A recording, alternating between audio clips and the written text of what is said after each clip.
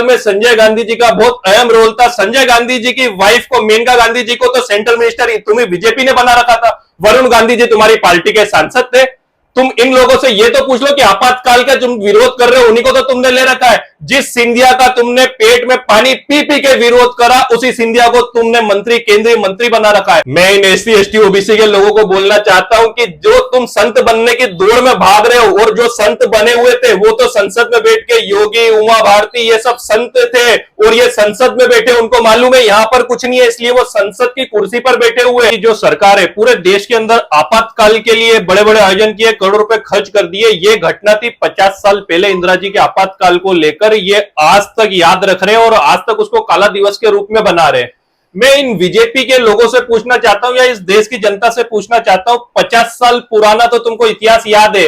कल के दिन की घटना जो यूपी में होती है, इटावा के अंदर एक ओबीसी समाज के व्यक्ति को जलील किया जाता है कथा वाचने के लिए, उसका सिर मुंडवा दिया जाता है और उसके ऊपर मूत्र छिड़का जाता है। कल की घटना का एक भी मंच पे बीजेपी जिक्र क्यों नहीं करती?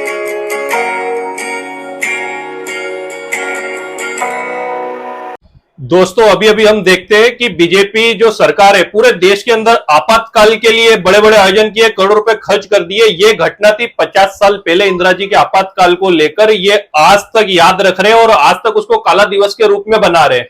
मैं इन बीजेपी के लोगों से पूछना चाहता हूं, या इस देश की जनता से पूछना चाहता हूं, 50 साल पुराना तो तुमको इतिहास याद है।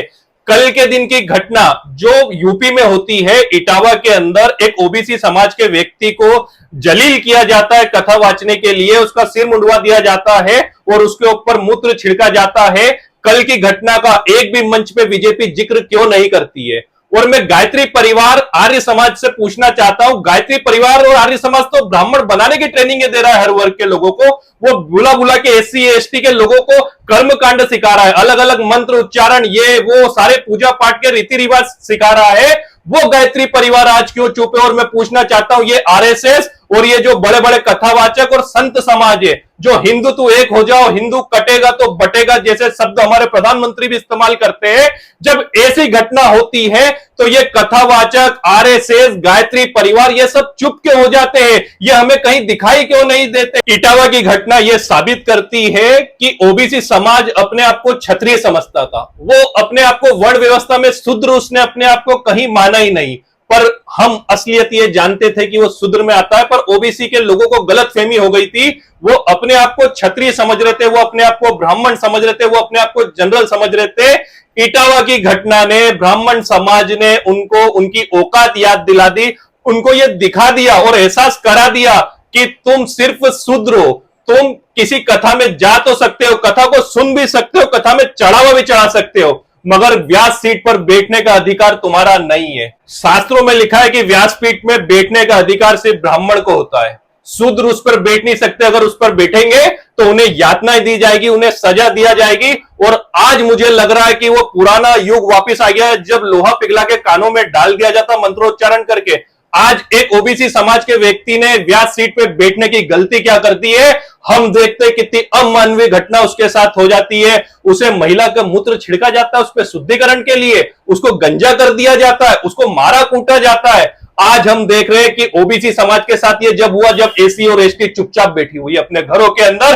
और हमने ये भी तब देखा था जब मध्य प्रदेश के अंदर एक एसटी आदिवासी के ऊपर जब मूता गया था, तब ओबीसी समाज चुपचाप थी, ओबीसी समाज हंस रही थी, वो जनरलों का साथ दे रही थी, एससी की समाज चुप थी। हम देखते हैं कि राजस्थान के अंदर जब एससी के ऊपर मूता गया, तब ओबीसी और एसटी वाले चुप थे। आज मैं बताना चाहता हूं, धोबी को जब मारा जाता है, जब चमार चुप रहता है, चमार को मारा जाता है, बेरवा चुप रहता है, बेरवा को मारा जाता है, पालीवाल चुप रहते हैं। हर समाज को जब प्रताड़ित किया जाता है, दूसरी समाज सिर्फ मुख दर्शन बनकर देखती रहती है। और इसी का फायदा उठाकर कुछ लोगों ने हमारी पूरी समाज को, पूरी एसी एसटी को, पूरी ओबीसी समाज को पीटा जाता है, उसको जलील किया जाता है, उसके साथ अमानवीय व्यवहार किया जाता है। आज मैं बताना चाहता हूं, आरएसएस के लोगों ने हिंदू एक हो जाओ, मैं मोहन भागवत से पूछना चाहता हूं कि कहां है मोहन भागवत, कहां है उनकी आइडियोलॉजी, कहां है आरएसएस के बड़े बड़े संगठन जो गलती से अगर कोई गाय पकड़ ले या गाय के साथ कुछ कर दे तो ये जान लेने के लिए बजरंग दल ये सब निकल जाते हैं, बड़ी बड़ी गाड़ियों में लेकर झंडे ले लेके निकल जाते हैं, हम एक ही दल, बजरंग दल,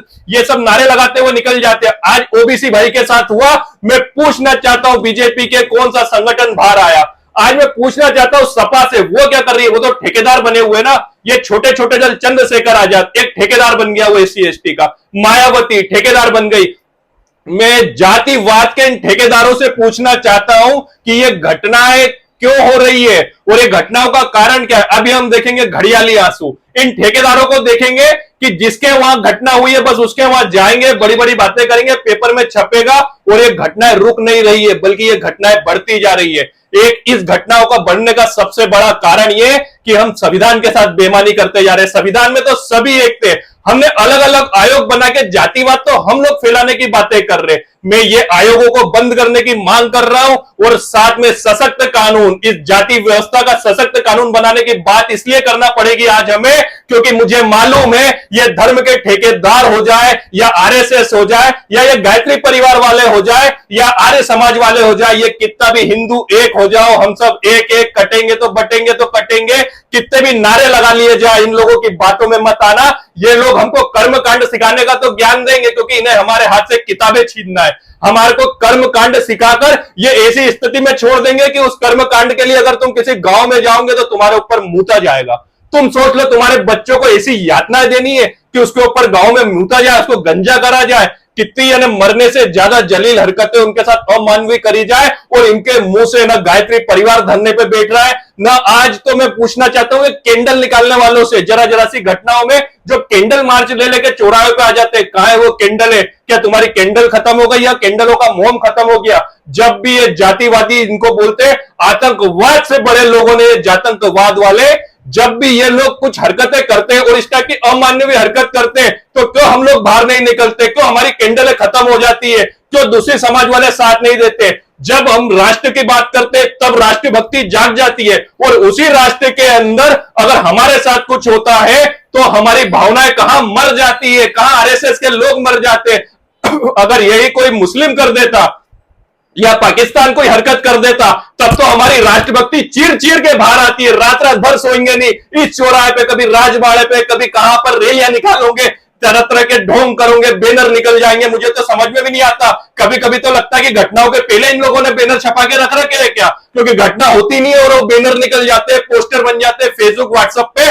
पर जब जातिवाद वाली घटना होती है, SC ST के साथ घटनाएं होती है, तब एक संगठन, ना बजरंग दल आता है, ना कोई बाबा, जितने संत है जिनके बाबाओं की भीड़ में तुम लोग बैठे रहते हो। ये आज जिसके ऊपर, जिसको गंजा करा गया इटावा में, उसकी बहनें, उसकी माँ, उसकी बीबी, ये सब उनमें पंडालों में बैठे रहते होंगे जो जातिवाद फैला रहे।